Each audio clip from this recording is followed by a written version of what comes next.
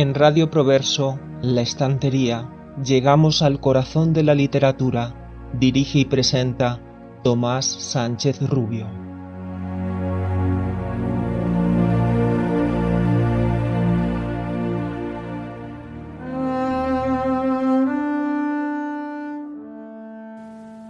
En la semilla de la azucena te enterré serenamente. Nos hemos amado en campanarios arruinados. Los años se destraman como los encajes viejos.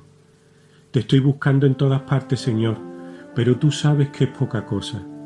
Te enterré en un mes de noviembre, cuando pasaban las alumnas para almorzar, pero no sabían que estabas en el carruaje, porque habrían llorado. Como se vienen abajo los diques vencidos, dejando caer el dolor en los padres de papel. Tu carne vieja, ¿cómo tiene que ser? Amarilla y triste, y te amé dentro del violín de los buenos modales. El otoño extendió sobre el país la llaga, se desabotonó lentamente los pechos y se abrirá más el vestido. Como el violín del barco destrozado por los dueños, abrirá en el cuerpo de sangre la carne que me está llamando. Nos hemos paseado tantas veces por el malecón, bajo el viento que trae barcos pintados de cal y clava en la ceniza de los pulmones el gancho. Pero el malecón es un sendero del caracol que habita en el corazón del Señor. Mis pensamientos se van como ovejas al pasto sin fin. Lloran en la flauta, por la llanura, tristes fragmentos de biografía. Me ahogo en la desesperanza de los fenómenos sísmicos y por las calles huye el viento cual perro apedreado. Los astrólogos tienen encuentros secretos dentro de un cuarto del emperador como panal de miel, donde construyen sucesos anticipados al futuro para convertir el amor en dolor. El caballo engulle la serpiente de la noche. El jardín se puso medalla de emperador, estrellado traje de novia. Deja que te maten los infinitos, durante la noche la carne fiel. La loca de la aldea, incúbazme reíres para el palacio.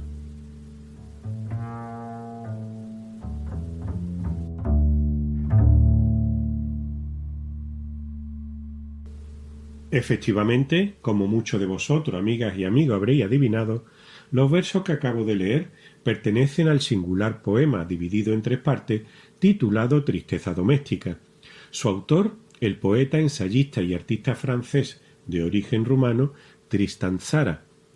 El texto aparecería ya en la primera edición de su libro Primeros Poemas y se considera que fue escrito aproximadamente entre 1916 y 1918 durante la estancia en la ciudad de Zúrich, en Suiza, del autor.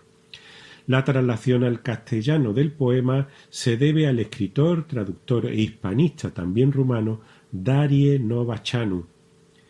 Recordemos que Tristan Tzara fue el principal impulsor y fundador del grupo Dada junto con Jean Arp y Hugo Ball, un movimiento de vanguardia surgido en Zúrich precisamente en 1916 durante la Primera Guerra Mundial en las reuniones celebradas en el famoso Cabaret Voltaire. El dadaísmo se proponía expresar su oposición al orden establecido mediante la ruptura con la lógica del lenguaje en cuanto elemento sustentador del sistema social. Esta corriente artística se considera totalmente revolucionaria en el sentido de que buscaría acabar con todos los parámetros establecidos a lo largo de la extensión de la historia del arte occidental, de tal modo que hoy en día se cataloga como un auténtico antiarte. Podemos decir, por otro lado, que el dadaísmo fue una especie de padre fundador para un buen número de movimientos artísticos posteriores, entre ellos el surrealismo, el estridentismo y, en cierta medida, el arte pop de los 60 del siglo XX. Buenas tardes, amigas y amigos. Soy Tomás Sánchez Rubio. Es miércoles y estamos en un nuevo programa de La Estantería en Radio Proverso, la radio que es cultura, concretamente el número 104. Espero sinceramente que el espacio de hoy sea de vuestro interés. Muchas gracias por estar ahí. y es que el pasado jueves 16 de abril se cumplirían justamente 130 años del nacimiento en Moinesti, localidad del distrito de Bacău y situada en la región rumana de Moldavia, de Samuel Rosenstock, más conocido por el seudónimo de Tristan Tzara. El autor fallecería en París un 25 de diciembre de 1963. Sus restos fueron inhumados en el cementerio de Montparnasse. La biografía de Tzara está llena de peripecia y metamorfosis. Escribió sus primeros poemas influidos por el simbolismo, pero poco a poco, entre los años 1913 y 1915, el autor se sumaría a la vanguardia incipiente de Rumanía. El ensayista crítico literario rumano Paul Cernat, autor del libro La vanguardia romana y el complejo de la periferia, nos habla de este modo sobre los comienzos literarios de Samuel Rosenstock.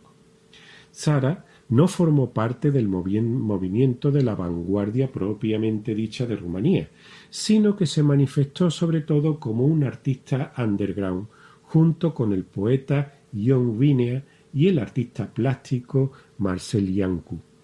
Era la época en que Tristan Tzara colaboraba con varias publicaciones que no eran necesariamente de la vanguardia. Algunas eran simbolistas. La única revista con carácter plenamente vanguardista sería Chemarea, El llamamiento, en la que escribió en el año 1915 y por primera vez firmó con el seudónimo Tristan Tzara.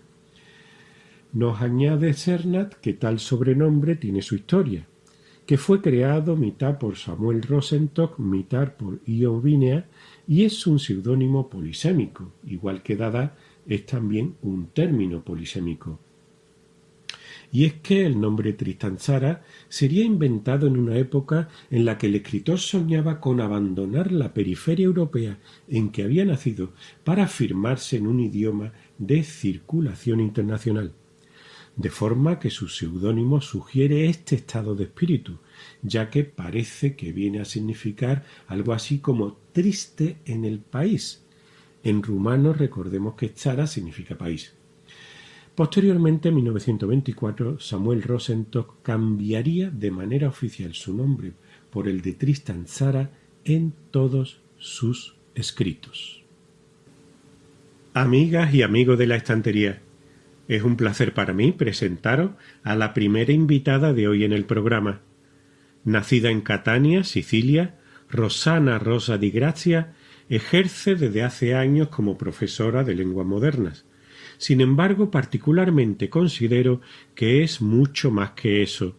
Con varios másteres en su currículum, Rossana se define ante todo como una apasionada de la docencia, una constructora de puentes, cinéfila, viajera, lectora empedernida y traductora de emociones que se expresa y escribe no solo en italiano sino también en inglés o español. Hoy, en esta su primera aparición en el programa, seguro que no ha de ser la última, nos hablará de una de sus autoras preferidas, la estadounidense Louise Mary Alcott, así como de la célebre novela de esta, Mujercitas, Little Women, publicada por vez primera en 1861. Estoy seguro de que su intervención os va a dejar un muy buen sabor de boca y de corazón. Rossana, amiga, bienvenida a esta que es tu casa. Gracias por acompañarnos hoy en la estantería. Todos llevamos cargas. Tenemos un camino por recorrer y nuestro anhelo de hacer el bien y alcanzar la felicidad nos guía para superar los contratiempos y los errores que nos separan de la paz. Esta reflexión, que parece escrita esta misma mañana, no es solo una frase bonita, es el manifiesto de uno de los libros más influyentes de la historia. Esta cita, referencia directa a El progreso del peregrino, el libro que guía a las hermanas March en su crecimiento, no es solo poética, es el corazón latente de Mujercitas. Es el puente perfecto para conectar el microcosmos de la familia March con el macrocosmo de la sociedad de la época y la de hoy. Louisa May Alcott no escribió simplemente un relato para jóvenes, trazó un mapa de supervivencia para cualquiera que busque transformar sus fardos en fortaleza. Un saludo, Tomás, y saludos cordiales a todos los oyentes de la estantería aquí en Radio Proverso, la radio que es cultura. Es un verdadero placer compartir este espacio con ustedes. Mi nombre es Rossana Rosa di Grazia, soy italiana y hoy me gustaría invitarlos a redescubrir a una figura fascinante, Louisa May Alcott. Más allá de ser la célebre autora de un clásico universal, Alcott fue una mujer de una vanguardia asombrosa, abolicionista, sufragista y una incansable luchadora que transformó la realidad de su época en una narrativa que aún hoy nos interpela. Pero, ¿por qué me apasiona su obra? Como profesora, mi vínculo con su obra maestra, Mujercitas, trasciende lo académico. Hay 3 razones fundamentales por las cuales este libro reside en mi corazón profesional y personal. Número 1, la modernidad de sus arquetipos. A pesar de haber sido escrita en el siglo XIX, la obra nos presenta personajes con una profundidad psicológica asombrosa. Jo March, por ejemplo, sigue siendo el estandarte de la independencia intelectual y la valentía de ser uno mismo. Número 2, la pedagogía de la resiliencia. Desde mi perspectiva como docente de apoyo, admiro cómo Alcott retrata la superación frente a la adversidad. La familia March nos enseña que la verdadera inclusión reside en valorar las capacidades singulares de cada individuo, celebrando la unidad y la diversidad. Y número 3, la excelencia literaria. Como apasionada de las letras, me cautiva su capacidad para elevar lo cotidiano a la categoría de arte, utilizando un lenguaje que es a la vez elegante y profundamente humano. No tengo miedo a las tormentas porque estoy aprendiendo a navegar mi propio barco. Esta cita de Alcott define mi misión en el aula: dotar a cada alumno sin excepción de las herramientas necesarias para pilotar su propio destino. Yo presento a Alcott porque su obra nos recuerda que la literatura es un refugio, pero también un motor de cambio. Es un honor para mí como docente ser un puente entre estas páginas inmortales y las nuevas generaciones. Bueno, para entender Mujercitas es fundamental entender a Louisa May Alcott. A diferencia de la dulzura que a veces rodea a Jo March, Louisa vivió una realidad mucho más cruda. Y para empezar, su pobreza era real. Su padre, Bronson Alcott, era un filósofo trascendentalista, idealista, pero poco práctico, que dejó a la familia en una pobreza crónica, y Luisa se convirtió en el sustento económico, escribiendo por pura necesidad. Otro factor es la influencia del trascendentalismo. Criada entre gigantes como Emerson y Thoreau, Luisa infundió en sus libros la idea del perfeccionamiento del ser y la importancia del carácter por encima de la riqueza material. Jo March es en esencia una heroína trascendentalista porque busca su propia verdad, ama la libertad y confía en su propia voz interior a pesar de las presiones sociales. Entonces, digamos que Luisa puede ser el alter ego de Jo. A ver, ambas rebeldes, ambas escritoras, ambas deseosas de independencia. Sin embargo, Luisa nunca se casó, definiéndose como un espíritu libre. El matrimonio de Jo en el segundo libro fue una concesión hecha a los lectores y al editor de la época. Pero ahora concentrémonos en la tetralogía, o sea, una evolución en 4 fases. Aunque a menudo se publican juntos, la saga se divide en momentos clave del crecimiento femenino. Libro número 1, Mujercitas o Little Women, es el libro de la infancia y la adolescencia, del sacrificio y del aprendizaje de las virtudes. Libro número 2, Aquellas Mujercitas o Good Wives, el paso a la edad adulta. Aquí las hermanas enfrentan la realidad del trabajo, el rechazo amoroso con Joe y Laurie y el duelo con la muerte de Beth.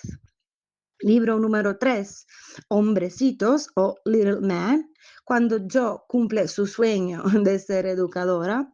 Es fascinante ver cómo aplica métodos pedagógicos modernos y menos rígidos. Y finalmente, libro número 4, Los muchachos de Joe o Joe's Boys, o sea, la conclusión donde seguimos a los protagonistas ya adultos. Aquí Alcott reflexiona sobre el éxito y las dificultades de mantener los ideales en el mundo real.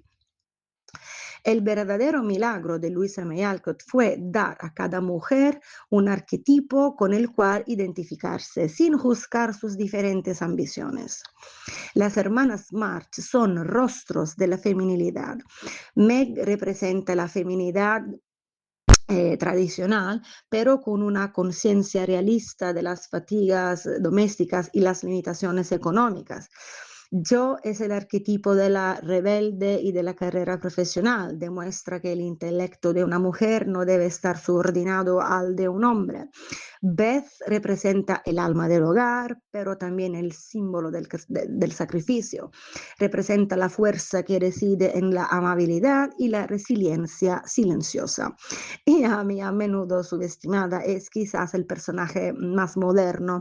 Amy entiende las reglas del mundo y decide usarlas a su favor, transformándose de una niña presumida en una artista culta y pragmática. Pero ¿qué tiene que ver con el impacto generacional?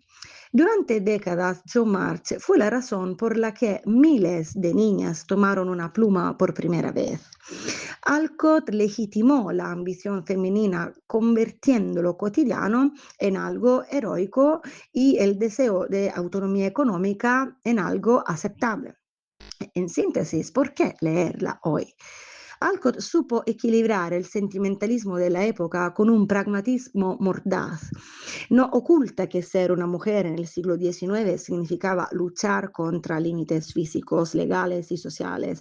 Su legado es una invitación a encontrar la propia voz y ya sea a través del arte, de la familia o el estudio. Quiero que se entienda porque mi corazón late por Mujercitas. No es solo un libro, es como ese viejo suéter cómodo que huele a hogar y a sueños ambiciosos. Si me pides que me refleje en esas páginas, me encontraría inevitablemente en Jo March. Y ahora voy a explicar por qué, en mi opinión, esta novela ocupa ese lugar tan especial en el alma. Mujercita es el refugio de la hermandad. Se llama este libro porque te hace sentir en casa. Hay una belleza conmovedora en la forma en que el ático de la casa March se convierte en un universo entero. Es la celebración de la cotidianidad elevada arte, las obras de teatro aficionadas, los secretos susurrados junto a la chimenea y esa capacidad tan femenina de transformar la pobreza en una riqueza hecha de afecto y creatividad. Mujercita es el conflicto de John, que también es el nuestro y el mío.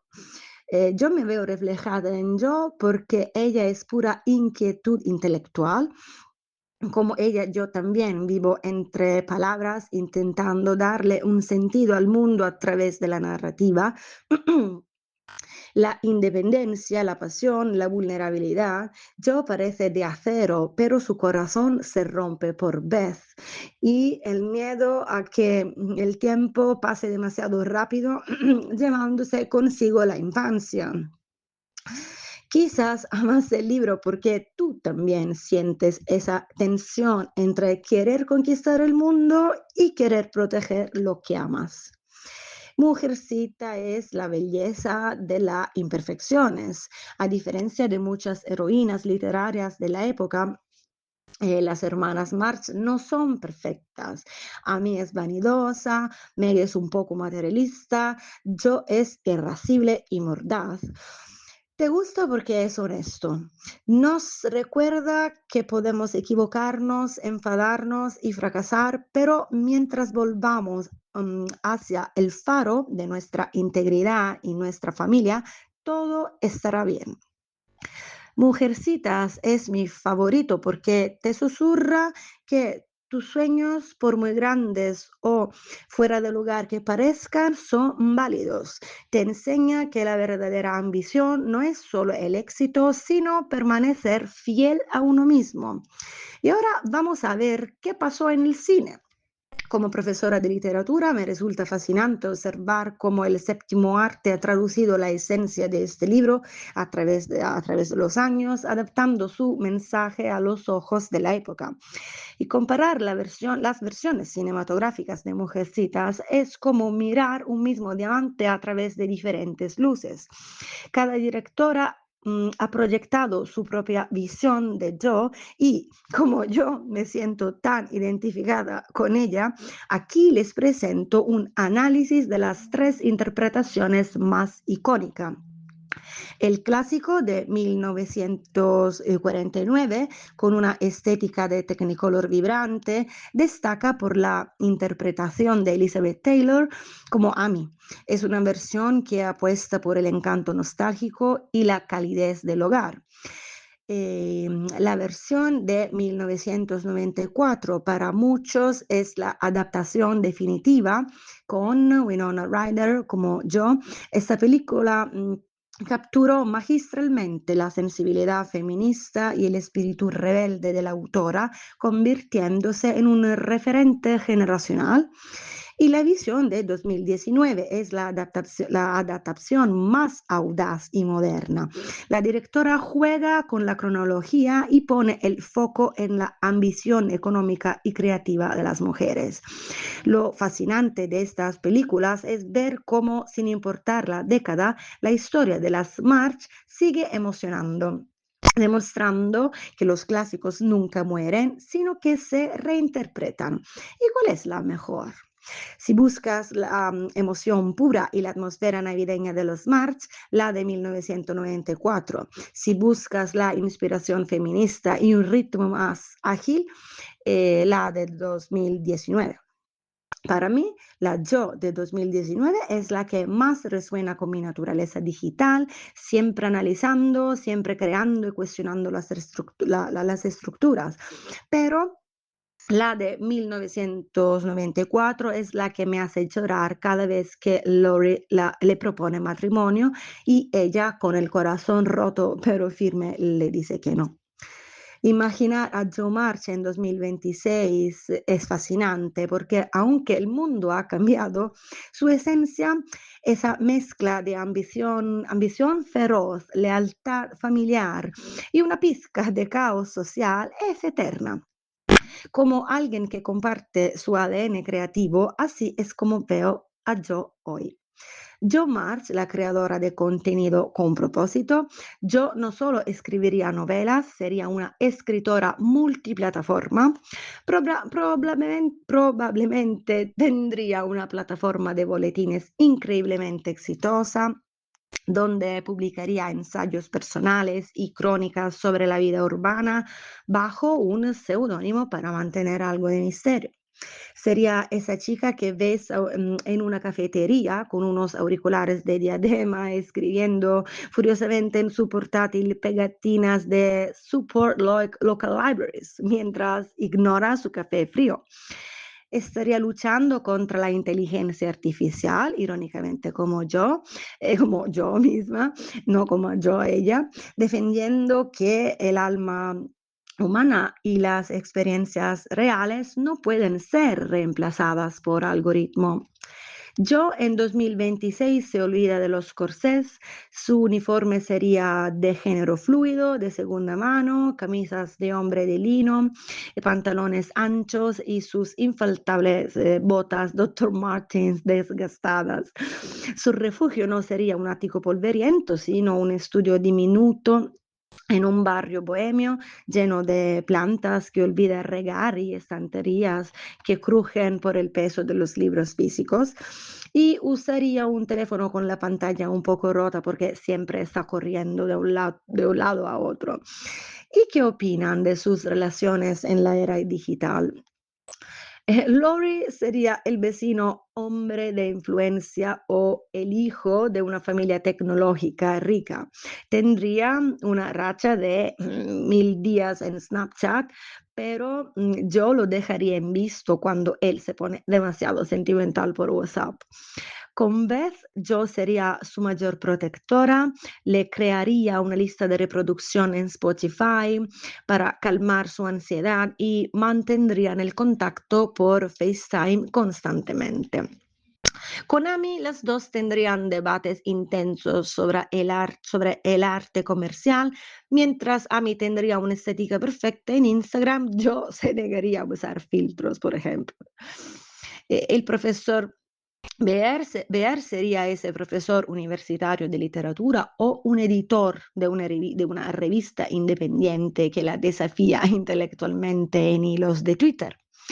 En 2026 yo lucharía por desconectarse. En un mundo que nos obliga a estar siempre visibles, ella valoraría la privacidad de su mundo interior. Su gran victoria no sería solo publicar un libro, sino lograr vivir bajo sus propios términos sin seguir las tendencias del algoritmo. Y como yo también entiendo lo que es procesar el mundo a través de datos y palabras. En 2026, ella nos enseñaría que aunque cambien las herramientas, la necesidad de contar historias auténticas es el fuego que nunca se apaga. Para concluir, me gustaría recordar que Louisa May Alcott escribió una tetralogía fundamental que nos dejó un mapa hacia la libertad personal. Como docente, su legado es mi motor. Nos enseña que la educación y la literatura permiten que cada alumno escriba su propia historia. No teman a las tormentas, no teman a las tormentas, pues como decía ella, siempre podemos aprender a navegar nuestro propio barco.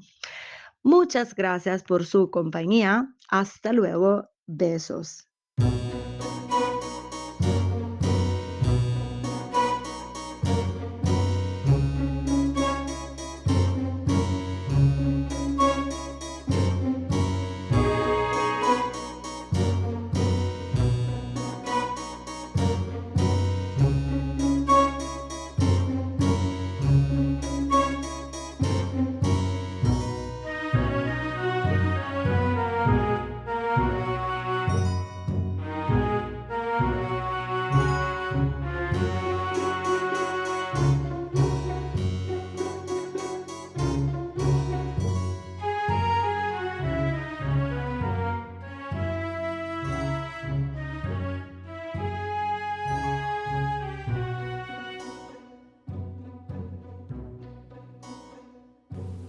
En el espacio Desde la Raíz, donde sabéis que nos gusta comentar habitualmente en cada programa la etimología de unas cuantas palabras y expresiones pertenecientes a nuestra rica lengua castellana, seguiremos hablando esta semana de algunas voces de cuyo origen, a pesar de seguir siendo más o menos habituales hoy día, hemos perdido ya la conciencia. Como vais a ver, los términos que trataremos seguidamente se encuentran estrechamente relacionados entre sí desde el punto de vista de su significado. Comenzaremos con la palabra empacho. Este término proviene directamente del verbo empachar, derivado a su vez del francés antiguo empêcher, que significaba impedir o estorbar. Ya sabéis que en el francés actual tal verbo ha evolucionado perdiendo la i y convirtiéndose en empêcher con el mismo significado. A su vez, el término francés provendría del latín tardío impedicare, que significaba literalmente trabar o atar los pies, salido de la raíz del sustantivo pes pedis, que como sabéis significa pie. Empachar evocaría, por tanto, la sensación de que el alimento se encuentra trabado o detenido en el estómago. Un empacho, entonces, implicaría una parálisis o traba del sistema digestivo. En segundo lugar, comentaremos la frecuente palabra, y popular término bodrio. Esta voz proviene directamente del latín vulgar brodium, en el que significaba caldo. La raíz, como se ve, ha sufrido en castellano una metátesis, pasando la R de la primera sílaba bro a la segunda sílaba. De brodium ha pasado a bodrio. En fin, el caso es que brodium derivaría a su vez del germánico brot, donde significaba caldo o específicamente caldo hecho a base de sobras, lo que en alemán actual sería Brühe. Originalmente, estamos hablando del siglo XVI o XVII, el bodrio se refería a un caldo espeso hecho con sobra, mendrugo o verduras y que se repartía en los conventos a los pobres. Su significado, como todos habéis visto, evolucionaría de guiso mal aderezado a cualquier cosa mal hecha, aburrida o de pésima calidad. Seguidamente comentaremos el término digestión.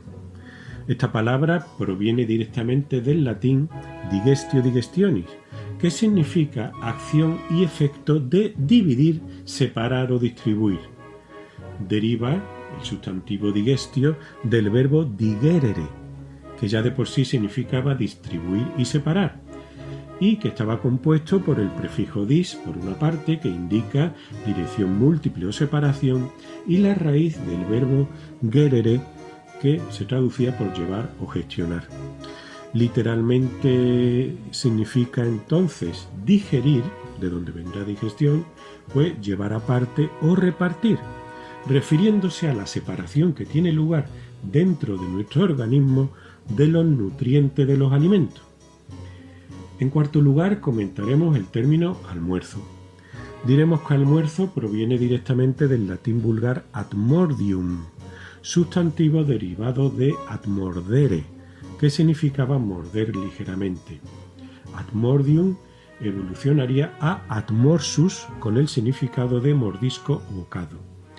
Históricamente se refería a una comida ligera que se hacía durante la mañana, evolucionando fonéticamente a través del mozárabe, con ese comienzo tan característico en al y con ese sonido z, hacia su forma actual en castellano, almuerzo. Seguidamente comentaremos la palabra ayuno. Ya sabéis que aplicamos este término a la abstención total o parcial de comida o bebida. El caso es que se encuentra documentada la palabra en español desde el año 1240 aproximadamente. El término ayuno provendría del latín jejunium, que ya significaba entonces ayuno o abstinencia, derivado a su vez del adjetivo jejunus, que significaba vacío, que no había comido o hambriento. De aquí, de esta palabra jejunus, vendría también el término castellano yeyuno, que ya sabéis que así se le llama a la segunda porción del intestino delgado de los mamíferos. Y tenemos en sexto lugar una palabra curiosa. A muchos les será desconocida, a otros les sonará y otras la conocerán bien, sobre todo a las personas de una edad semejante a la mía, ¿no? Es la palabra gachas.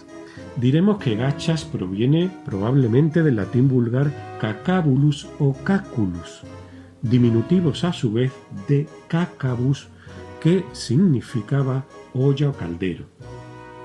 Ese término latino derivaba a su vez del griego cacabos, que hacía referencia a la marmita.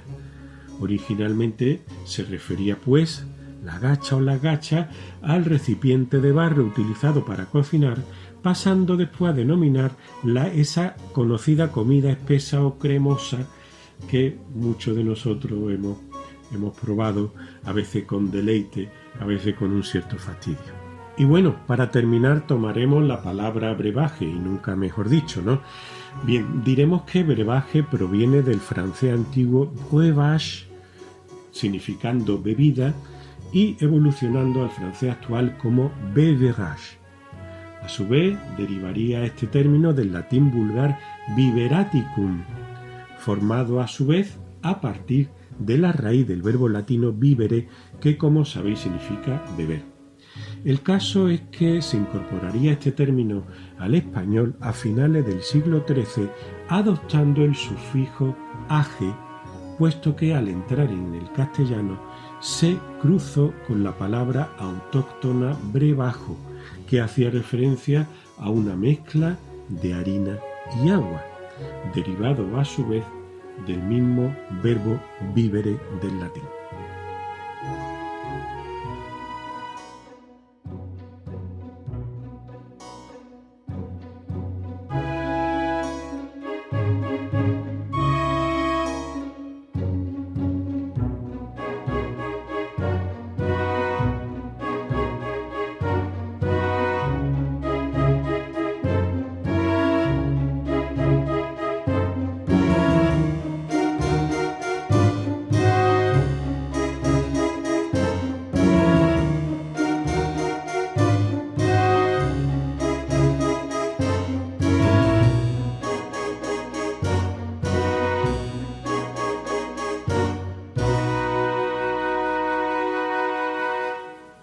Nuestro querido y admirado compañero y amigo José Manuel Martínez Arias, relatista de cabecera de La Estantería, vuelve a estar un miércoles más en el programa con su sección El Rincón de las Historias. Hoy le escucharemos un sobrecogedor relato titulado Amistades. Una misteriosa mujer se encuentra paseando una noche cerca del mar. ¡Ay, el mar! Siempre diferente y siempre el mismo. Dejaos arrastrar por José Manuel y por la marea de sus estremecedoras historias, como lo es también la de hoy. Amistades. A todos los que lo fueron y a los que aún lo son.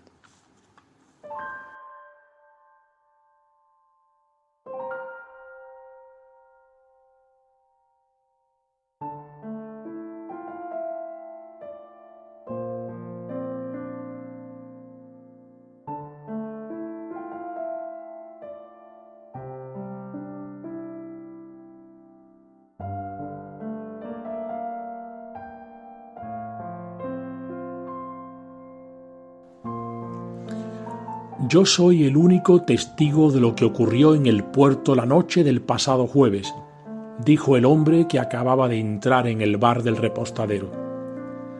A nadie más se lo veía por el muelle en ese momento, siguió diciendo mientras se descubría la cabeza y la garganta.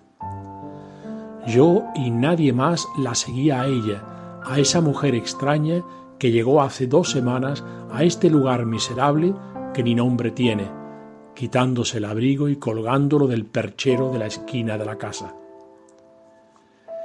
¿Y qué fue lo que viste? No nos vengas con mentiras, que te conocemos bien y sabemos de qué eres capaz, charlatán, dijo desde el otro extremo de la barra el viejo pescador al que todos llamaban Neo. No era este apelativo una ironía irrespetuosa.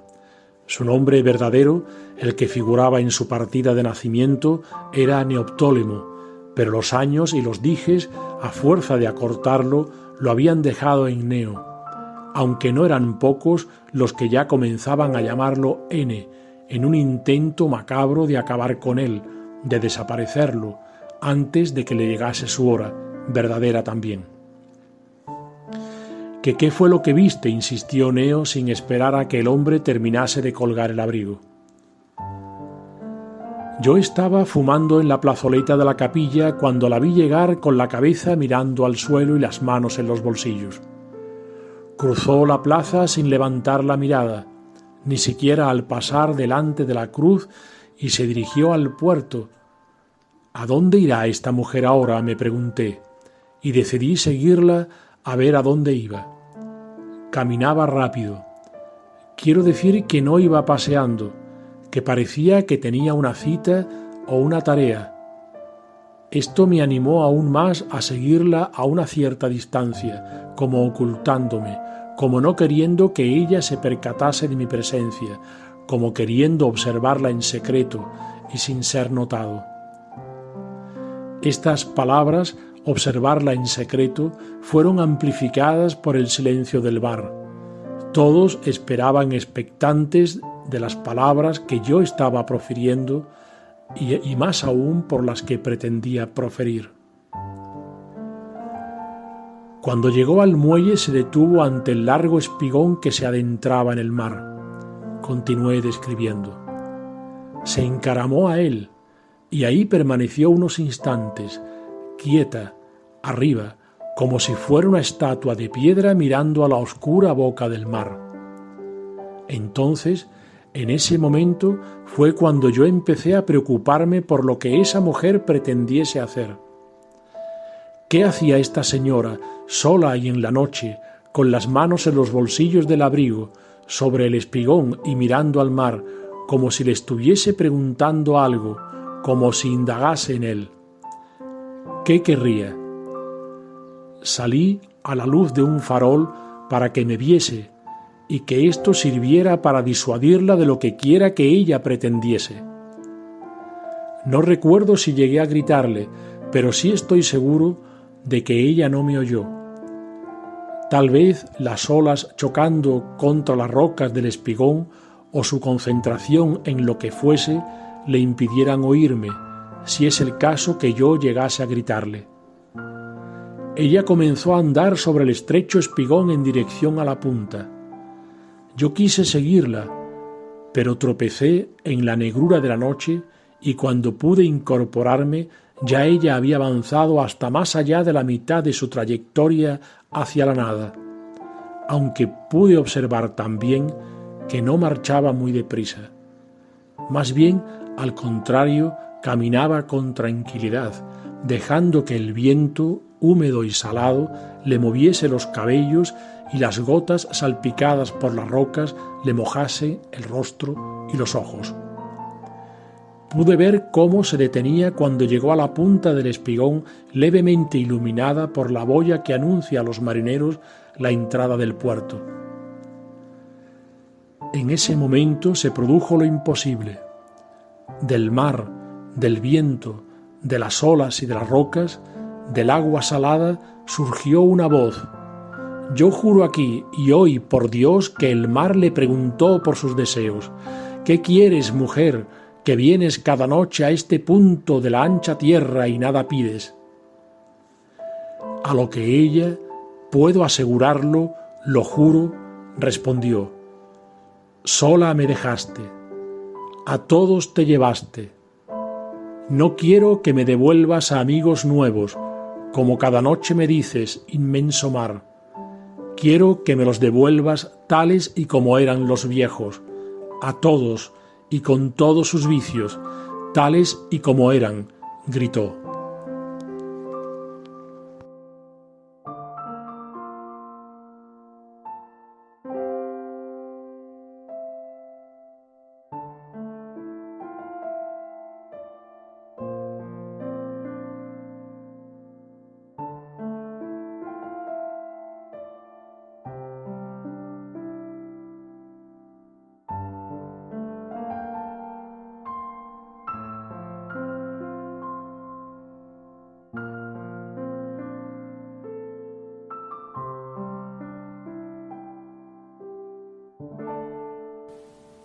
Es todo un placer para mí, amigas y amigos, presentaros a la siguiente invitada de esta tarde en la estantería. Ella es Ana Barrera Pastor.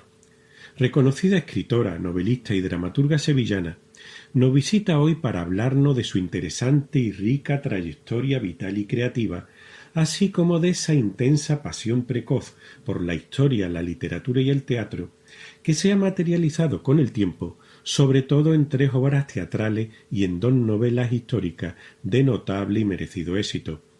Carta desde Hungría, publicada por Platero Editorial en 2023 y con la que ha alcanzado a día de hoy las 5 ediciones, y Verde Chiloé, de la misma casa editora y de 2025.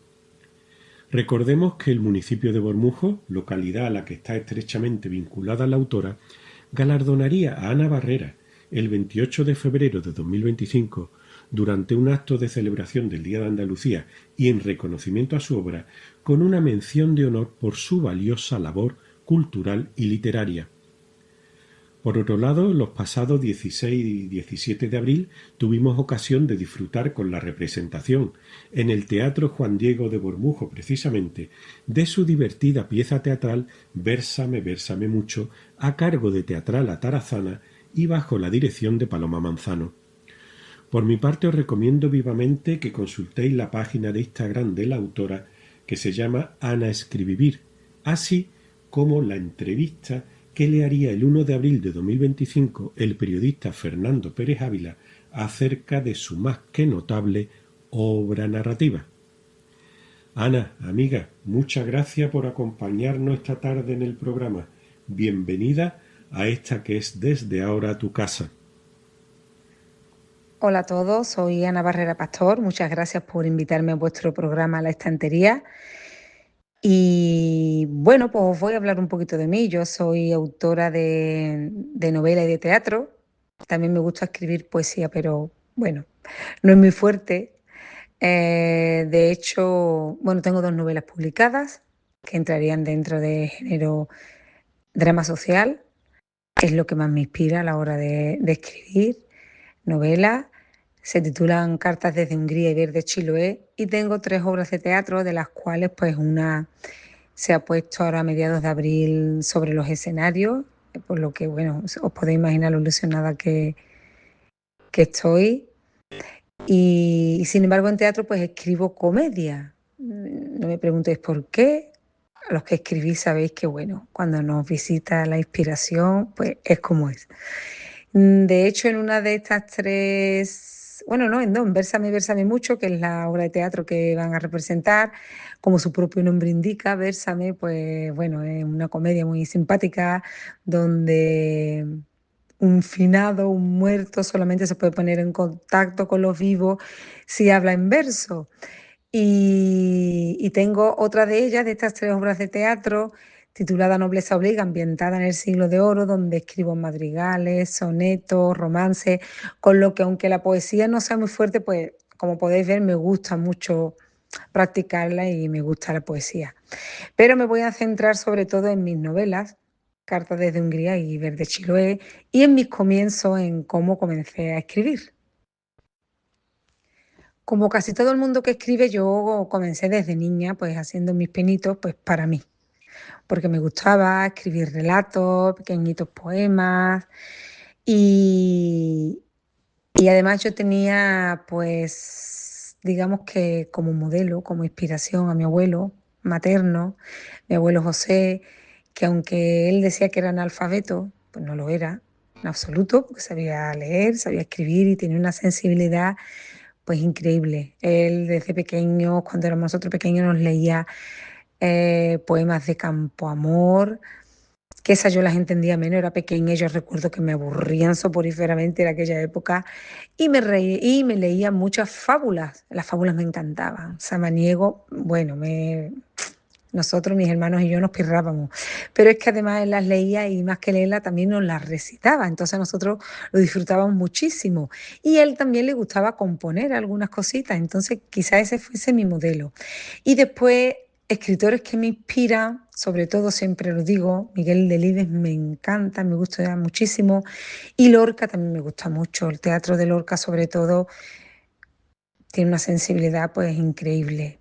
Y Delibes quizás sea porque por esa novela, aunque tiene de todo tipo, pero siempre muy, muy pegada al campo, defendiendo el entorno rural, y yo también, aunque soy de Sevilla, mis padres son de un pueblo de Sevilla, mi padre se crió en el campo y he tenido mucha relación con él y por eso quizás ese autor me llene tanto. Y bueno, pues quizás de mis novelas, ¿qué os puedo contar? Pues Cartas desde Hungría, mi primera novela, iban a ser como una obra de teatro, porque yo comencé primero escribiendo teatro, que no lo tengo ni publicado, lo quiero empezar a publicar, aunque ya se ha representado, como os he dicho, una de ellas. Y yo comencé a escribir Cartas desde Hungría como una obra de teatro. Y al final se convirtió de obra de teatro y comedia, pasó a novela y a drama. Es una novela donde es la historia de Mencía, una niña que nace en el norte de España y es entregada en adopción a un matrimonio húngaro, un profesor de historia del arte y su mujer, en los años 20 del siglo pasado. Y esta niña, pues, el recorrido de su vida y en Hungría, pues algunos capítulos se desarrollan durante la Segunda Guerra Mundial, la dictadura comunista en aquel país. Y esta niña, que es adoptada por este matrimonio húngaro, que no puede tener hijos y que la quieren con locura, su madre logra quedarse embarazada después de un parto muy traumático, pues sufre una depresión postparto y rechaza a esta niña, que encuentra el cariño que necesita en su niñera judía. Con todo esto, después de la guerra, ella logra encontrar unas cajas, unas cartas en un cajón secreto que le ayudan a comprender por qué su madre biológica la entregó, porque también logra entender con el tiempo por qué su madre adoptiva acabó rechazándola. Y de ahí el título, ¿no?, de esas cartas desde Hungría. Es una novela dura, no lo niego, cuando me preguntan es dura, pero muy tierna y que está teniendo pues muchísima aceptación por parte de los lectores. Vaya por su quinta edición, yo estoy muy contenta. Y Verde Chiloé, que es mi segunda novela, va por la segunda edición, que tiene un añito nada más. Y es una novela pues en la que me he querido ir esta vez.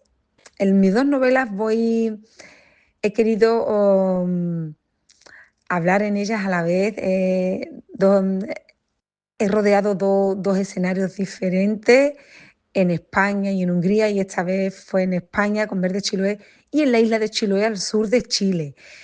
Una isla muy pintoresca hasta para los propios chilenos, y es una isla con mucha tradición de magia, de misticismo, de brujería, porque yo quería darle a Verde Chiloé unas pinceladas de realismo mágico.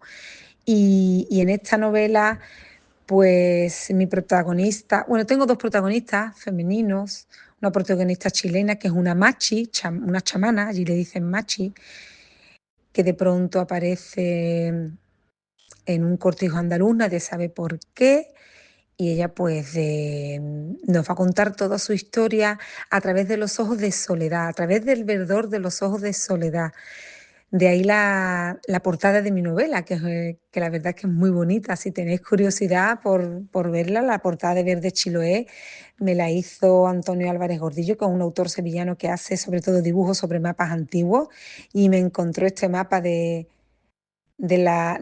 Chile y La Plata, y logramos unir a la vez España y Chile, Chile con el mapa y España con el personaje de Soledad, que es esta niña, la hija del capataz del cortijo, a la que mi machi, Marcela, se siente mágicamente unida. No sabe por qué, pero hay un vínculo que le une desde que esta niña es engendrada por sus padres. Entonces nos va a ir contando toda su historia en Chile a través del verdor de los ojos de esta niña. Y como curiosidad os diré que en la portada la chica que sale es mi hija, porque mi hija tiene los ojos verdes, y fueron los ojos que me inspiraron esta novela, esta historia. Entonces, pues me parece una portada maravillosa, con cierta magia en la frente de Soledad, de este personaje de Soledad. En la portada aparece la flor de la tué, que es una flor endémica de Chile, que es la flor con la que entran en trance los machis allí en este país. Y para documentarme, para estudiar y para, bueno, hacerlo todo lo más preciso posible, para esta novela ya, digamos, entre comillas, me profesionalicé un poco más y me puse en contacto con Dante Montiel Vera, un profesor de historia, un chilote de allí, nativo de la isla de Chiloé, que me fue guiando y me fue resolviendo todas las dudas que me fueron apareciendo, porque tened en cuenta que me fui hasta la isla de Chiloé, pero en el siglo XIX, así que todavía, bueno, para mí tenía todavía una dificultad añadida. Yo he publicado mis dos novelas por publicación tradicional, con Pletero Editorial. Estoy muy contenta con mi editorial. Mis anécdotas, pues yo podría contar muchas anécdotas. Tengo la suerte de que firmo muchísimo en librerías, sobre todo pues Casa del Libro cuenta mucho conmigo. Me encanta la conexión cara a cara con los lectores, poder hablar con ellos, poder contarles, bueno, pues lo que ellos deseen sobre mis novelas, sobre cómo me documento, sobre cualquier historia que se le ocurra, preguntarme cualquier cosa, pues yo estoy encantada siempre. Y bueno, pues gracias a esto, a estar siempre en librería, pues he conocido, por ejemplo, a Paloma Sánchez Guernica, a Arturo Pérez Reverte, los dos súper amables conmigo, encantadores, y la verdad es que es lo que más disfruto. También en las ferias de los libros he tenido la suerte desde que publiqué desde el primer momento, he participado y sigo participando en la Feria del Libro de Sevilla, de Tomares, que os digo, de por aquí en Sevilla, de Dos Hermanas, de Los Palacios, de Jerez, de Málaga, de Granada, de Madrid. Entonces, pues la verdad es que estoy muy contenta. Quizás esa sea la ventaja que yo tengo a la hora de dar a conocer mi novela y que mi novela está ya teniendo pues el éxito que está teniendo dentro de las posibilidades que tenemos los escritores, que no somos, digamos que no estamos en la vanguardia, ¿no?, de los escritores. Pero yo estoy muy orgullosa. Mi experiencia con la escritura es bonita y con la promoción también. A mí me encanta escribir. Para mí escribir, como yo digo en mi nombre, como se dice o como se diga, porque yo con las redes sociales soy un poco desastre, aunque estoy activa, como si me seguís lo podéis ver, y ahí me llamo Ana Escribivir, las dos con V, porque para mí escribir es estar viva, es pensar, imaginar, es lo que más disfruto, de imaginar una historia y poder plasmarla en el papel, poder contarla y que mis lectores la disfruten, y ese feedback que se dice ahora que me da tanto coraje, estos anglicismos, esa retroalimentación que me llega a través de correos o de redes sociales, de mensajes de lectores que disfrutan mis novelas y que me dicen que son súper emocionantes, que les han encantado. Eso es lo más bonito. Eso es lo más bonito para mí de toda esta vida mía como escritora, si es que me puedo llamar así. Ya me dicen que sí, ya lleva 3 años con una novela publicada, por supuesto que eres escritora. Si echo mano de lo que escuché una vez de un escritor súper consagrado que dijo que escritor es aquel que escribe aunque no le publiquen, aunque no gusta a los demás, el que escribe porque lo necesita, pues entonces soy escritora desde que era niña. En mi primera novela, Cartas desde Hungría, trato varios temas muy diversos, aunque a mí cuando me preguntan sobre los temas de mis libros, yo tengo que decir que aún no he escrito ninguna novela pensando en qué tema quiero tratar. Quizás para la tercera novela que estoy en ella sí que tenga un tema en mi cabeza que me ronda, más incluso que el desarrollo de la historia, pero yo jamás me lo he planteado de esa manera, voy a escribir sobre este tema. No, mis novelas se han ido desarrollando y han aparecido varios temas. En Cartas desde Hungría, además de lo terrible que significa vivir una guerra, vivir bajo una dictadura, el desarraigo familiar. Hay temas importantes como también la depresión postparto, hay dos cosas muy interesantes que a mí me gusta comentar, como es, por ejemplo, un poquito desmitificar esa idealización que tenemos de la maternidad.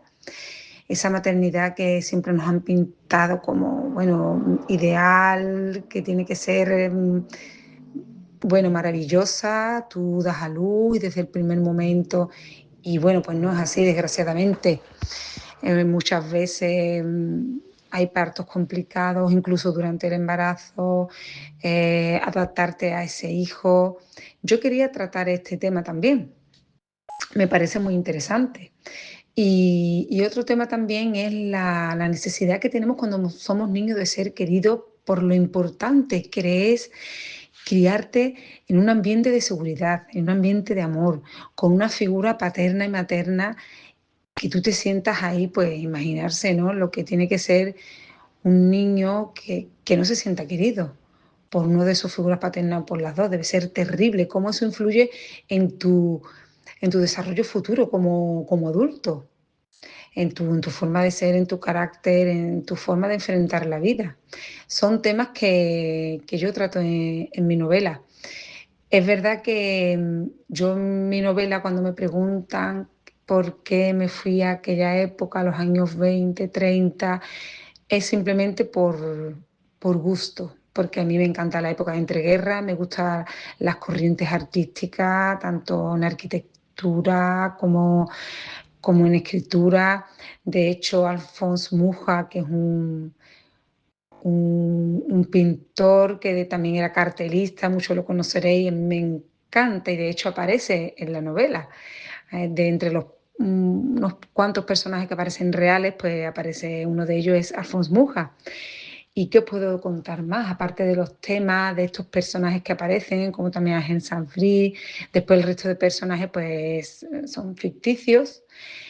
Y está el campo también está presente, el ambiente rural en la parte española, después la parte húngara no, porque se desarrolla casi todo en Budapest, en la capital. Yo tengo localizada perfectamente la plaza, que cuando he estado en Hungría, pues he estado allí y me he emocionado muchísimo, porque la quise localizar en una plaza que hay una iglesia protestante y ocurre un capítulo muy bonito, muy tierno de mi protagonista de Mencía, cuando entra ella siendo católica, siendo una niña, entra en esa iglesia protestante y es la verdad muy tierno ese capítulo. Así que eso es lo que os puedo decir de Cartas desde Hungría, de mi primera novela. Sobre Verde de Chiloé, mi segunda novela, digamos que los temas que trata es pues la lucha, sobre todo de la mujer por alcanzar sus metas, sobre todo en aquella época, a mediados del siglo XIX, principios del XX, luchar por el amor verdadero. También he querido plasmar el ambiente rural, el campo de España como de Chiloé, que aunque son, bueno, casi que están en las antípodas, pues el campo es campo y la lucha del campesino, ¿no? De ese amor por su tierra, por ver crecer sus cosechas. Creo que ha quedado una novela en ese sentido muy bonita, muy rural, muy bonita. Yo ya he dicho que tengo mucha relación con el campo y es como un pequeño homenaje a esas personas, a mi padre que se crió en el campo también. Y aparte de esos temas, pues he querido también que se conozca un poquito la cultura huilliche de los mapuches. Ya os he comentado que me he llevado pues 2 años documentándome con Dante Montiel, este historiador. Y bueno, según propios chilenos que han leído la novela, me han dicho que ha quedado preciosa, con lo cual imaginaos mi satisfacción. ¿Cuál ha sido? Porque la verdad es que siempre se tiene un poquito de miedo, ¿no? De reparo a qué pensarán los propios chilenos cuando lean esta novela de una persona, bueno, de una española. Pero en ese sentido estoy muy contenta. Así que esto es Verde Chiloé, que como os he comentado, la portada es maravillosa. De hecho, yo tengo el mapa original sobre el que se ha hecho la portada y os puedo decir que todavía es más bonito. Y el libro pues tiene ese plus, ¿no? De tener ese dibujo maravilloso sobre el mapa de Chile y La Plata. Y ahora, si me lo permitís, os voy a leer un trocito de mi segunda novela, Verde Chiloé, que como os he comentado está ambientada a mediados del siglo XIX en Chile, principios del siglo XX en el sur de España, y es la conversación entre mis dos protagonistas, mi machi, mi chamana Marcela, que siendo ya mayor, entabla una conversación con Soledad, una niña a la que ella quiere muchísimo, a la que siente que hay un vínculo especial ahí que las une y es a la única persona que deja entrar en su universo particular. Y dice esta conversación comienza así. Dicen que estás loca porque andas descalza por la orilla del río los días de lluvia, le confesó la niña mientras seguía partiendo espárragos. No estoy loca, mija, lo hago para volver al lugar donde nací, afirmó confundiendo a Soledad. ¿Vuelves andando por el río? No, mija, ya sabes que puedo viajar sin moverme del lugar. ¿Y cómo llegas hasta allí? Siempre me dices que viniste de muy lejos. El agua del río me lleva hasta el mar donde muere y este mar a otro mar más grande. Así llego a Chiloé. ¡Qué nombre tan raro! Significa tierra de gaviotas, una de las aves marinas de las que ya te he hablado. ¿Así se llama tu pueblo, Chiloé? No, nací en Kemchi, una aldea de la isla grande de Chiloé. ¿Hace muchos años? Todos los que tengo, bromeó. ¿Y también naciste cayendo del cielo en los brazos de alguien, como yo hice en los tuyos? No, yo nací de una tormenta. Sus rayos y truenos jugando con el aire hicieron levantar las olas más grandes que jamás se vieron en el mar. Llegué a este mundo sobre la espuma de una de ellas. Comenzó a relatar al tiempo que se sumergía en la verde mirada de Soledad y la de ella volaba a otro lugar, a Chiloé. Espero que os haya gustado.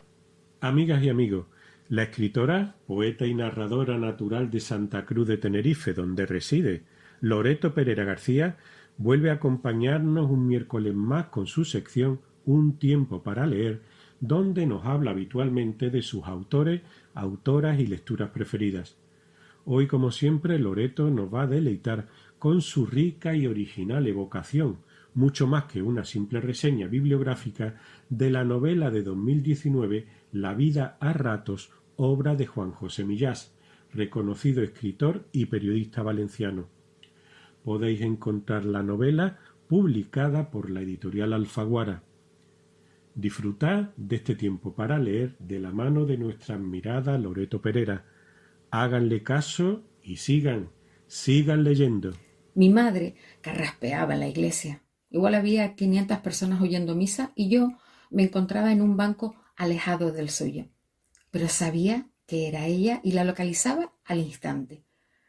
Se pasó la vida intentando expulsar de la garganta algo que tenía en el corazón. A veces, ahora, escucho ese carraspeo, pero viene de mi garganta y es el de ella. De ese modo extraño viven los padres en los hijos con un tic, una manía, un modo de contestar al teléfono, un estar de pie o un estar acostado. Parecen detalles pequeños, pero su capacidad para contaminar la globalidad es enorme. Así, cuando mi madre carraspea a través de mi garganta, vuelvo por unos instantes a la iglesia aquella, donde cuando ella desaparecía para irse a comulgar, yo la seguía como un radar gracias a aquellos carraspeos. Buenas tardes a todos, bienvenidos por supuesto al programa La Estantería aquí en Radio Proverso. Hemos empezado nuestra sección Un tiempo para leer con una novela, más bien novela, como dice la contraportada, es una novela en forma de diario o un diario en forma de novela de Juan José Millás, titulada La vida a ratos, de Alfaguara, año 2019. Hablarles de este conocidísimo escritor, pues saben que no los comento, nace en Valencia en 1946. Su obra ha sido traducida a más de 20 lenguas y ha ganado los principales premios. Destacan las novelas Cerbero son las sombras, Premio Sésamo, Visión del ahogado, Letra muerta, Tonto, muerto, bastardo e invisible, El desorden de tu nombre, La soledad era esto, Premio Nadal, Volver a casa, El orden alfabético, No mires debajo de la cama, Dos mujeres en Praga, Premio Primavera, La ciudad, Laura y Julio, El mundo, Premio Planeta y Premio Nacional de Narrativa, Lo que sé de los hombrecillos, La mujer loca, Desde la sombra, mi verdadera historia y que nadie duerma, además de libros de relatos y recopilaciones de sus artículos. Es colaborador habitual del diario El País, donde sus columnas y artículos destacan por la sutileza, la ironía y esa originalidad para tratar los temas de actualidad, así como también su compromiso social. Colabora igualmente en el programa A Vivir de la cadena SER. Además de los mencionados galardones, también ha recibido el Premio Mariano de Cavia, Miguel Delibes, Francisco Cerecedo, Vázquez Montalbán y Don Quijote, todos ellos por su labor de periodista. Les leo la contraportada de este libro que nos ha fascinado. ¿En qué momento entró la realidad en mi vida? ¿Y cuánta irrealidad se coló detrás de ella, disfrazada de lo que no era? Todos tenemos un mundo escondido, aquel en el que la cotidianidad convive con nuestras neuras, nuestros miedos, nuestros sueños más extraños y los pensamientos más íntimos. Es la habitación privada donde solo entramos nosotros. Pero en la vida a ratos, el lector es tan protagonista como el narrador, porque descubre en secreto un relato que en la ficción no ha sido creado para ser conocido por alguien más que el que lo escribe. Esta novela en forma de diario o diario en forma de novela, como ya mencionamos, narra la vida de un personaje curiosamente también llamado Juan José Millás, que se muestra tan libre, tan neurótico, divertido, brillante, irónico e hipocondríaco como solo nos mostramos cuando nadie nos ve. Las visitas a la psicoanalista, el taller de escritura, los paseos por una ciudad que no deja de colocarla en situaciones sorpresivas, la familia, los amigos, esa novela que no logra concluir, todo es normal.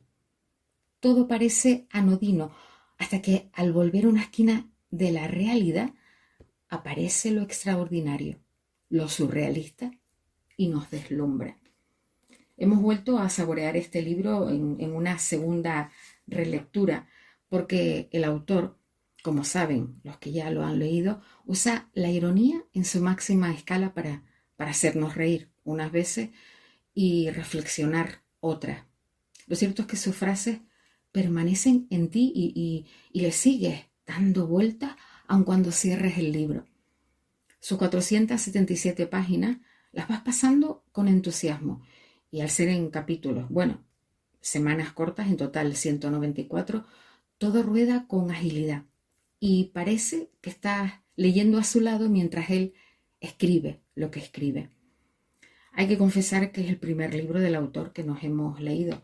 Cayó en nuestras manos por una recomendación y porque ya lo habíamos seguido en sus artículos del País. Nos llamó mucho la atención, por otro lado, el diseño de la portada, inspirado en un diseño original de Enrique Satué y realizada por el equipo creativo de la editorial, y que a nosotros nos ha recordado a algún cuadro del pintor Edward Hopper. Este libro nos fascina y a la vez nos sorprende por su forma de escribir y cómo refleja la cotidianidad de forma magistral. El protagonista tiene una esposa que aquí, en esta historia, es la que pone cordura en todo el relato. Tiene un humor, algo absurdo, que por supuesto te hace reír. Cuando hojeábamos las páginas, como tenemos la costumbre de subrayar, incluso vimos que habíamos escrito jajaja, ¿no? Se plantea preguntas constantemente y esto te lleva a profundas reflexiones. Y esto a nosotros personalmente siempre nos gusta cuando nos adentramos en la lectura. Según el propio Millás, a él no le gusta que le hablen del humor de sus libros porque no es un humor que busca, sino un efecto colateral de su escritura que él llama pensamiento paradójico. Se le preguntó un día en una entrevista si el personaje de este libro era él al 100% y contestó que no, porque él ideó un mapa que no corresponde al territorio de Juanjo Millás. En la vida a ratos el autor nos cuenta vida de sus amigos que tienen problemas, algunos recuerdos, anécdotas también y conversaciones que medio escucha entre los extraños con los que se va encontrando por la calle o en un restaurante. Nos induce a mirar, a observar mejor el detalle y sobre todo, como mencionamos, a reflexiones sobre la vida y la importancia, la gran importancia de las palabras. También sobre lo importante que es la risa, la lectura y la escritura. En eso estamos muy de acuerdo con él, porque él dice que son los mejores aliados para sanar el estrés. También dice, en tales situaciones me doy cuenta de lo mal que estoy. Regreso voluntariamente a la meditación o a la escritura también, para hablar de la terrible soledad que sentimos incluso estando acompañados y de lo doloroso que eso puede resultar. Cuenta igualmente: cuando vas muy deprisa de un sitio a otro, corres el peligro de llegar aquí antes de que tu cuerpo haya salido de allí. He quedado conmigo a las 5 de la tarde, pero no llego.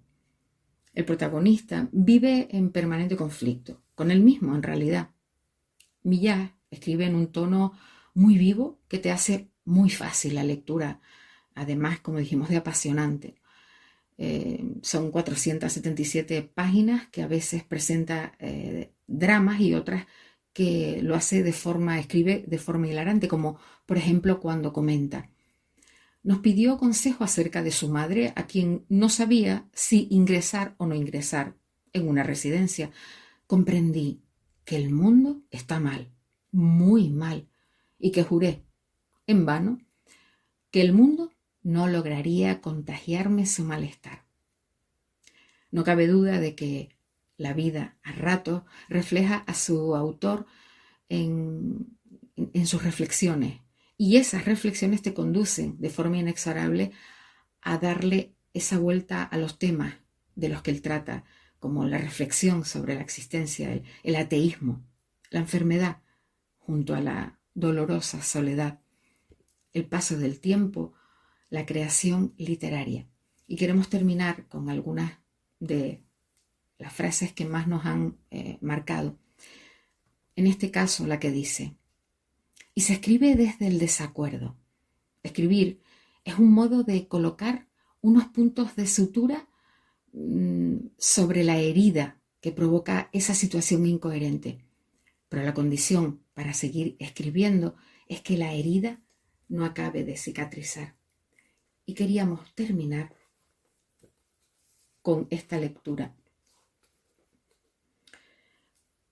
Si se habla tanto del sentido de la vida, es porque no lo tiene.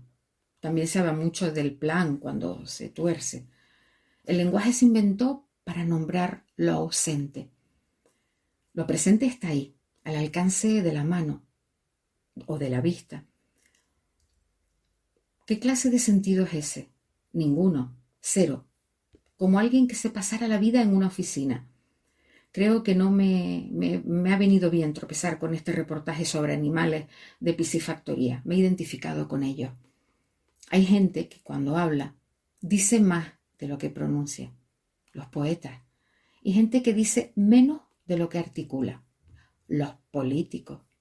Luego está la gente que dice lo que dice. Esta es la que tiene más mérito. Decir lo que se dice es una precisión de microcirugía casi imposible de lograr, pues donde menos lo esperas, salta la metáfora. Bien, pues hasta aquí hemos llegado. Les damos, por supuestísimo, las gracias por acompañarnos en este rato, por escucharnos, y como decimos siempre, nuestra principal recomendación es leer, leer y seguir leyendo. Les enviamos desde aquí un abrazo enorme con sabor atlántico y los esperamos en la próxima sección de Un tiempo para leer. Muchísimas gracias y hasta pronto. Amigas y amigos, hoy, como ya hace unas cuantas semanas, vuelve a honrarnos con su visita a la estantería el profesor de literatura española José María Fernández Vázquez, miembro del Departamento de Filología y Traducción en la Universidad Pablo de Olavide de nuestra ciudad. Hoy volverá a compartir con nosotros una interesante relectura. En esta ocasión se trata de la segunda colección de cuentos de la escritora y periodista argentina Mariana Enríquez y titulada Las cosas que perdimos en el fuego.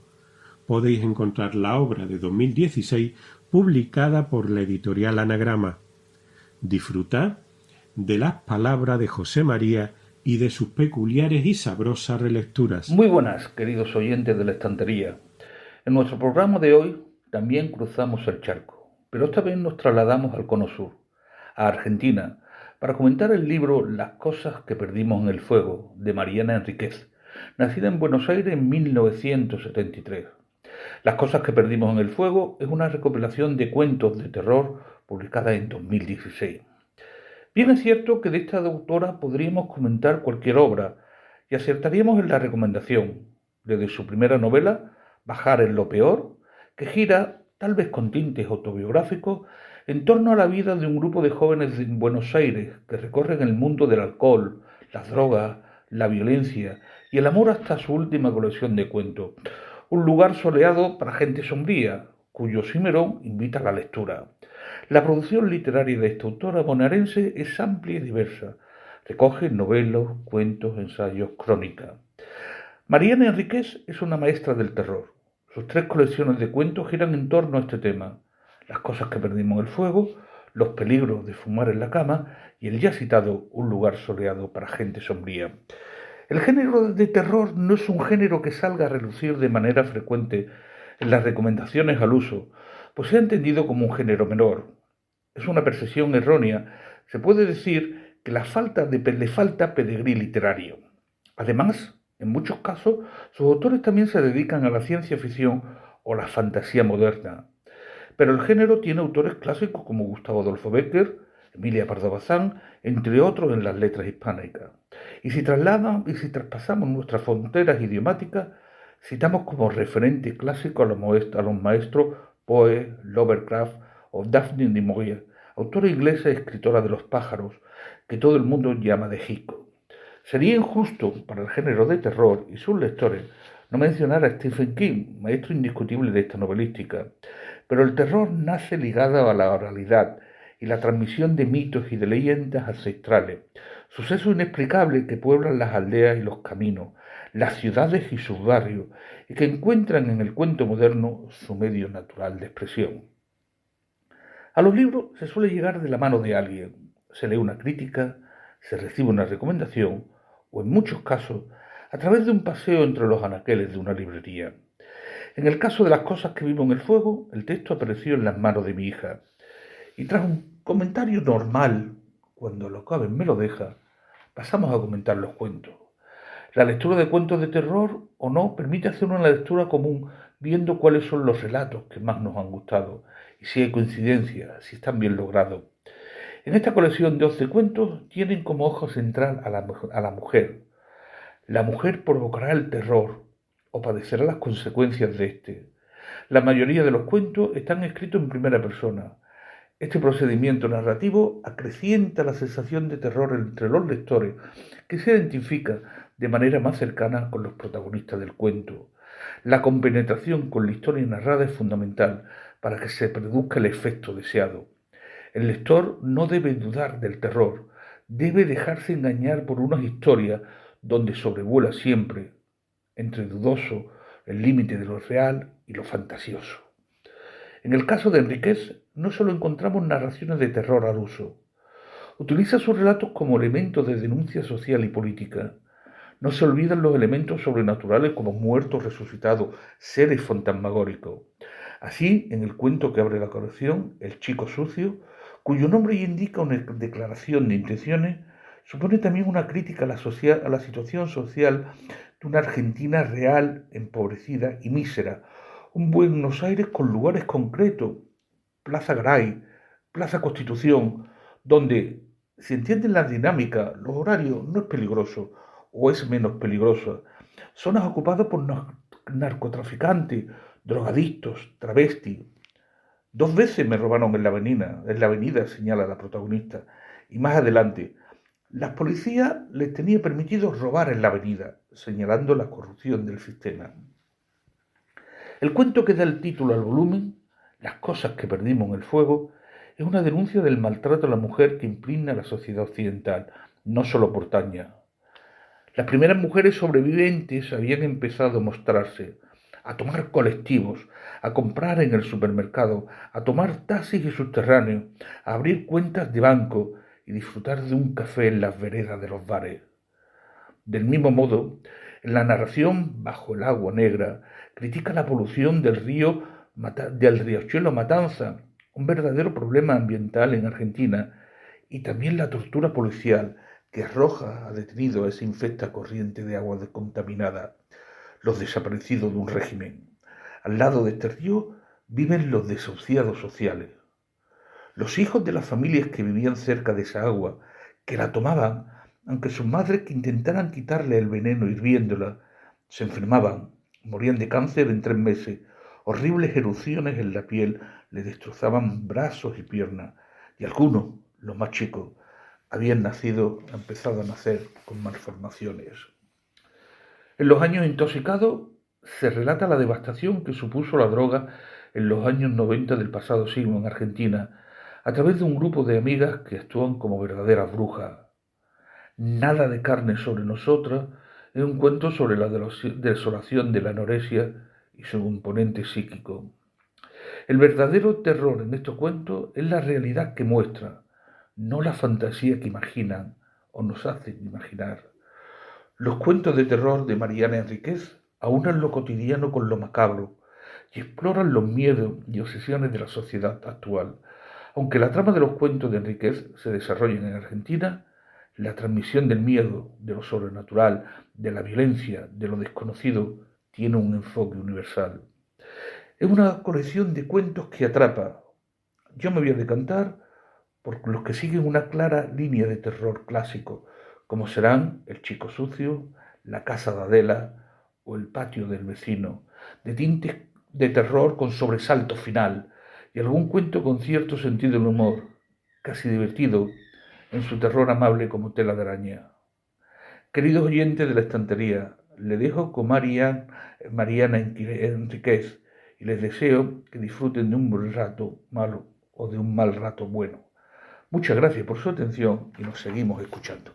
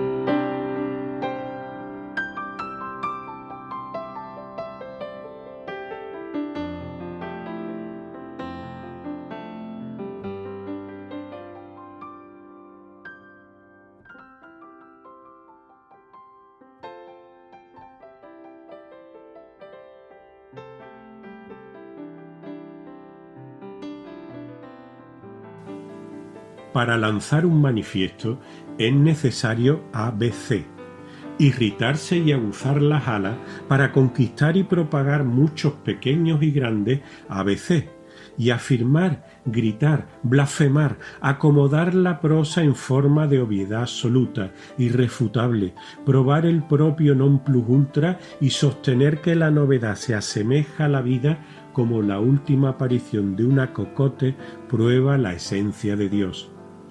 En efecto, su existencia ya fue demostrada por el acordeón, por el paisaje y por la palabra dulce.